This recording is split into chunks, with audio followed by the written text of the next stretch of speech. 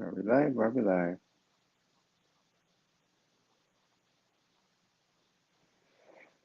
Huh. I don't know. I can see.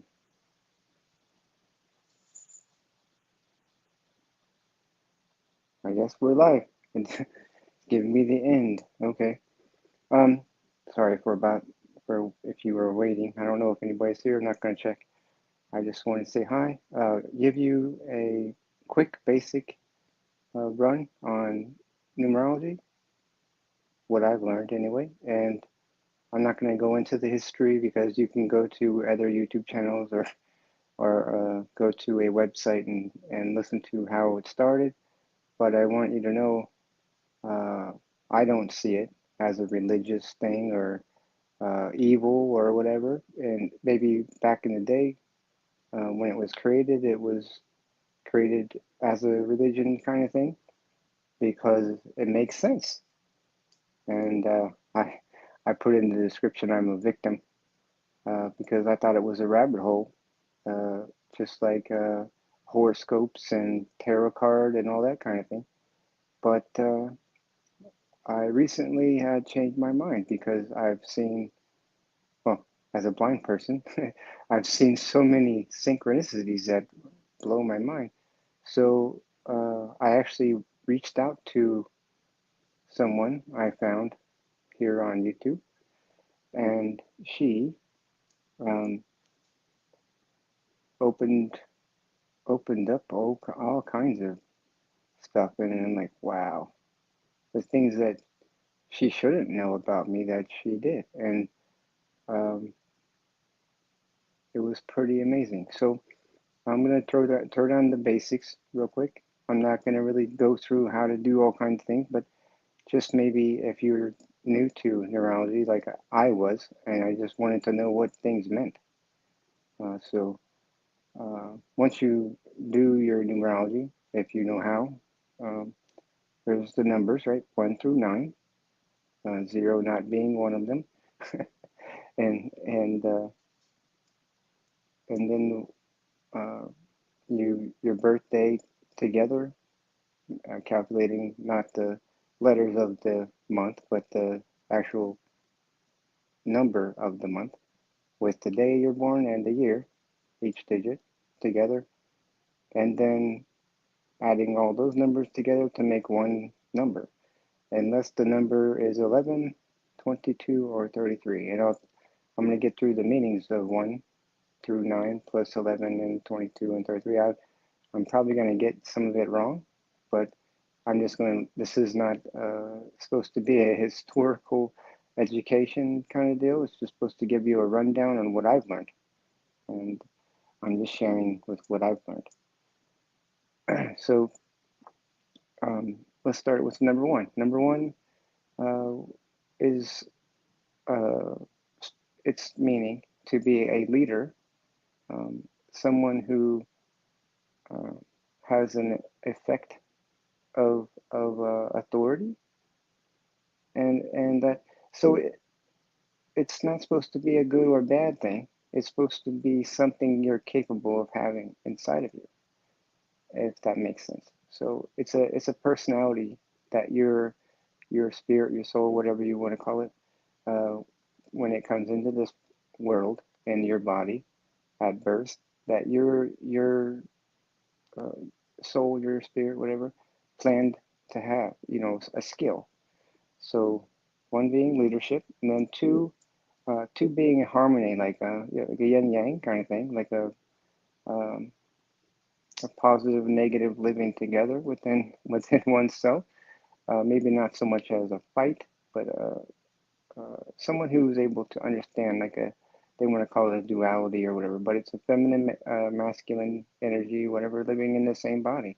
Doesn't mean gay, lesbian, homosexual. It doesn't mean none of that. It just means a possible personality trait you have. So someone who would be able to intermediate, what intermediate? Yeah, someone who would be able to mediate from, like, say there's two people arguing, mom and dad, right? And it's within you to want to stop the fighting and kind of go, hey guys, let's try to find a middle where we both, where everybody wins. That kind of thing. Like a negotiator would be, one thing.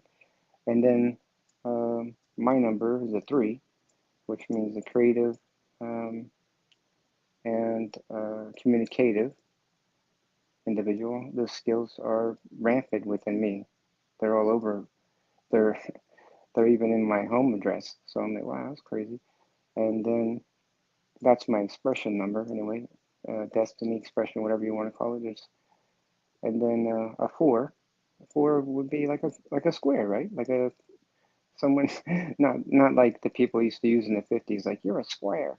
No, yeah. See, um, a four would be someone who's stable, someone who likes to know where the foundation, have a foundation to build on, or to teach, or to have that skill where you always want to know where something begins. You're not satisfied until you know exactly where it begins. And but it's also stable, someone who's dependable, someone who's strong, mentally and spiritually. But someone that doesn't really take a lot of risks unless they know, they want to know the outcome. They're not a gambler kind of, personality. They're safe, they're a safe bet. And five is change, progression, change, um, somewhat irrational at times, but mainly just indulges in change. Um, I think there's probably way more to it than that, but that's what I got from it, from reading and listening to people talk about the five. The five is the middleman. Anyways, it's the one between one and nine, right? So because there's no four and a half. So and then six. Six is the power number. It's the love, the passionate. Um, it's the seeker. It's the mother. It's the like the one who volunteers and the one who writes poems, and the one who uh, you know is a nurse or a doctor or something. Somebody who wants to always assist in helping, and because they have it in their heart to do that. They want to be compassionate. They want others to be that way. They're willing to train it. And if you want to get exotic with it, they're always wanting to be the pleaser, the giver, not the taker. The one who doesn't do it for them. And then seven is the spiritual number. This kind of person, like I'm a seven life past seven. So the seven wants to explore spirituality and understand um, what it is, and one's purpose, and be not only a receiver of learning spirituality, but also wanting to share and help other people understand and dive deep into spiritual purpose, and that kind of thing. And then there's more to it than that, but I don't want to go into it because it'll take me forever, and I don't want this to be a long video. So number eight is the power hungry, the money management, the one who's materialistic in a way, not in a bad way, not mine, me, but one who likes to enjoy the good things in life. A nice car, the best kind of wine, but it is also wanting to also share. You know, once they're successful, they want to share. Um, so that's a good. My dad and my mom are both eights, but it's a it does have its own power struggle. I mean, you want to get you want to learn and you want to be able to receive and get ahead in life and enjoy the material stuff. But when you get there, you want to give it all back. and and if you're not successful in life, uh, it's going to be a struggle until you learn how to uh, manage that within yourself. And say then the nine. The nine is the humanitarian number. It's the one that wants to do things for others and not self. And uh, the one that it sucks to say this, but it's the one. It's the one kind of person that's always getting taken advantage of because they have a trusting heart. I call it the Mother Teresa number. The one who's always looking for ways to help and doesn't want anything in return because they're a spiritual person and they wanna they wanna have the Jesus energy. They want it's the final number, right? It's the last number before the end. So it's the I don't know what it means spiritually, uh, but I mean, what I know about the people I've met and have cared about who are nines or who are nines. Um, they they are uh, ruthless with their humanitarian. They don't, it's like a pit bull with a dog bone, and they don't let go. They want to help and be of service to others before themselves, and they'll be the last one. I remember there's a movie. I don't want to mention the name. I get in trouble or something. Where somebody reached to grab something off on the dinner table, and they said, "Now that you reached to be the first one to eat, you can be the first one, the one who says the prayer." Uh, so it's that kind of thing. You want to make sure everybody else, does what they're supposed to do, but because you have that in your heart to be of service. So if you're of service, you expect others to be the same way.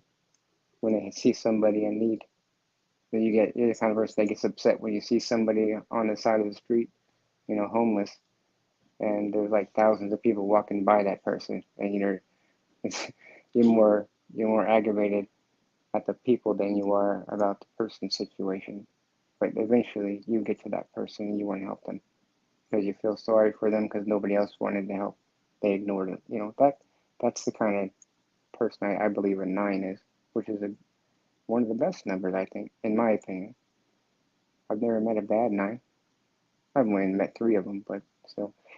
The 11 number. The 11 number is the super spiritual, you know, um, like a priest or a nun. That those kinds of people are mainly, from my opinion, they're the ones who are the most properly educated and thirsty for wisdom of spirituality and hungry to learn, not necessarily share what they've learned, but because they want to know the secrets, they want to know the secrets, and maybe they'd want to share once they've learned it and mastered it, but they have to master it first. They feel I have to master this knowledge before I can be of service to people with it. So it doesn't have to be spirituality. It can be sports. It could be I want to be the MVP of the football team and the professional football before I ever become a coach for high school. you know, I want to be the big time before I let myself be of service to others. So to teach, and that's what I'm trying. 11 is in a good way. It's a powerful number, but in a other way, it can be selfish. And 22. I'm not really sure about 22, but it has the 2 too. So I'm sure it has to do with harmony and balance, but it's also a spiritual number. And it's kind of like 2 times 11, right? So it's probably not this. It's probably the same as an 11, except it doesn't have the the negative part probably of the selfishness. So maybe it's a graduated 11. So once an 11 masters its craft, or it's got the knowledge, that's when the 22 steps in. It always wants to teach what it's learned. Could be spiritual, could be whatever. And then the 33 is, to me, I guess, would be considered somewhat like the Christ energy, like a selfless giver of spirituality, like always wanting to be, not necessarily esoteric or anything like that. It doesn't have to be so spiritual. It doesn't have to be so, uh, you know, Christ-like, I guess. But it's the it's the graduation number, man. It's the enlightened one, or the one who wants to, you know, explore, and but it doesn't have to necessarily explore like they automatically understand it without having to be educated. They already have the, I guess what it would be like very intuitive and very, um, I don't know. I just know it's one of the best numbers that I've heard about. But I mean, there's no number 1 through 9 or 11, 22. There's no best number. They're all great. So there's no bad number. I was educated that early on. I said, "Well, are my numbers good or bad?" Somebody told me there's no bad numbers. They're all good. But each person has a good side to them and a bad side. So not everybody's all good all the time. Everybody has a, a shadow when they're faced with the sun. So, you know, no numbers are bad, but no numbers are necessarily, perfectly great. They all have a two side to them. So, uh, okay, so that's out the way now. And if you know more about this than I do, and I got something wrong, leave it in the comment. All right. Um, and by the way, the my new friend, that she's a master numerologist. I asked her to come on my YouTube channel. She has her own, and we are setting up a schedule for November 13th. So that will be the next. Well, maybe I might do a couple in between. Weekly positive message. I got to get back into that. I've been getting uh, questioned like, "Why are you doing your weekly positive message anymore, Joe?" I'm like, I've just been busy. I haven't been concentrated. And when I think about something positive I could share, something else comes up. So I call it the Murphy's Law. And something you have plans, and then you're like, I'm gonna do this, and then, well, bam, it's it's been like 4 months or something since I don't know, like last one I did was, I think, was July. Yeah, it's been like almost 4 months since I've done a positive message, and people are like ragging on me. Joe, get on there, do some positive stuff, or I miss it, and they're all right. Well, okay, I gotta I gotta carve out time. I guess I didn't think this was I didn't think this was important because I've only got 19, um, you know, invested people, and I don't get emails or text messages or phone calls to say, "Hey, dude, what's up?" So I just figured it wasn't that important for people to get a weekly positive message. But I guess I could start doing it again because I believe just a few people who inspired me and who, where are you at? Why come you not doing them anymore? So I guess they mean something to somebody. Anyways, so I wanted to get on to other things. So, like I said, numerology to me, it's not a religious or a spiritual. It doesn't have to be. It's a science. It's a science, and anything you believe in, that you put your mind to is real. If you believe in the devil's real. If you believe in angels, and then the angels are real. But if you believe that the sun's not coming up tomorrow, you're going to be wrong when it does. Unless you don't go outside. That's the only way it'll be real. But yeah, belief is faith, and faith is what you believe, right? And so if you don't have faith in something because you don't believe it, then it's not real. But you can't hide from numbers. You know, numbers are everywhere. They're in your clock. They're on your calendar. They're on your cell phone. You know, they're everywhere on your home address in the phone book, uh, on every social, you know, platform you can think of. There's numbers everywhere. So um, numbers are real. But if you find a meaning of your own numbers, it can explain a whole bunch. It did to me, you know, and it freaked me out for a little while. That maybe I'm going crazy, you know. I thought I'll lose my mind.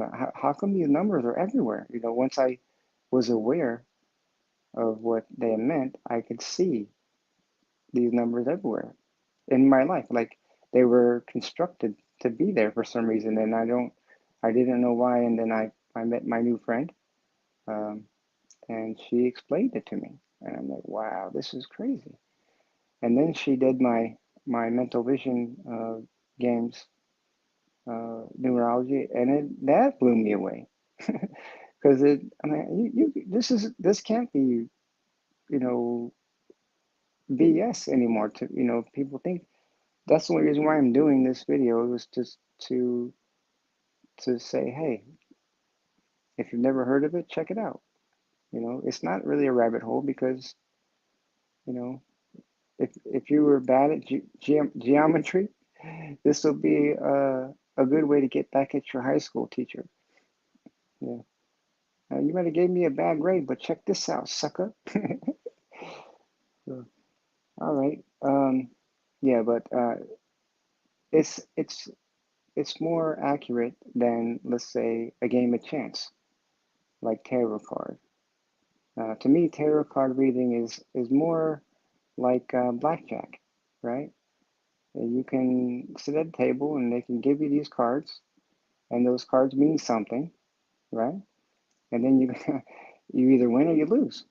That's how I feel with tarot card is it's not an accurate science, and it's more based on intuition. So somebody could see those cards and kind of, you know, look at you, read your physical, you know, do you look stressed out? Do you look happy? Do you look sad? Do you look, you know, am I getting a vibe of depression from you, or, you know, something big is going to happen. You know, if you're really happy, you know, like you're excited about, maybe you're getting married soon, you know, or maybe you're just happy to be in the room with somebody who thinks they know what's going on. You know, but like I said, but if you put your faith in it, then it's real. So then I always tell you, take what serve you, and you know the rest of it, don't worry about it. So if it's take the message that makes you, you know, think about your life, and if it doesn't have anything to do with your life, then don't worry about it. That wasn't for you. But I dove into it, and then, you know, 99% of the time it didn't make any sense to me, so I just left it away. I don't do that anymore. I'm not. I just played around to see what, you know. If I was curious, you know, can't be mad at somebody for just being curious, and it's not devil worship and all that, you know. Neither is numerology, you know, and horoscopes, I really have a hard time grasping horoscopes because it's like opening a Chinese cookie. You know, just because the message is in there doesn't mean that you know the cookie's not going to taste good. if if it says it, you know, I don't understand that either. 'Cause it's based on your zodiac or whatever, right? It's not based on you individually, and I don't want to hear about everybody else as a group. Because you know 99% of the people in that group, that message is not going to be for it. So um, numerology is different. Numerology is individual.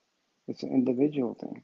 It's special, uh, specially designed for you by whoever designed for you to come here. You know, it makes a lot of sense. At least it did for me. And yeah, um, I'm promoting it. Yeah, I'm promoting it. because it's not devil worship. It's not uh, you know a religious thing, um, but it is accurate. It yeah. I did my mom's, uh, my dad's numerology. I did my brother and my sister, and all their numbers match up with their personalities and who they were and who they are, and I don't know. So it can't be it can't be tomfoolery. It can't be a bamboozle kind of deal, a scam because it matches. It matches. So if you think if you don't think I'm telling the truth, then do yours. Get curious. Do yours. Just your birthday and your name. That's all you need to know. You find your life path and your expression number, and then yeah, then read a little bit. Find a website, or come back on the 13th of November. I'll have my guest, my positive, and she's inspirational too. Holy crap! And she will explain to us maybe how she got into it, and then what she's learned, and how much positivity she's seen doing numerology for other people. Um, so it's pretty great. And yeah, that's that. And all right. So I'll be doing a weekly positive message when I feel like it, sucker. Hey, namaste, God bless, and whatever else. Have a good weekend. Bye bye. I'll see who's here. If anybody is, I don't think so.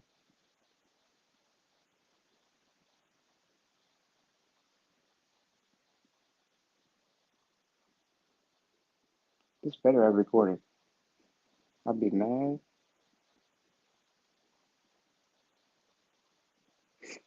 Okay.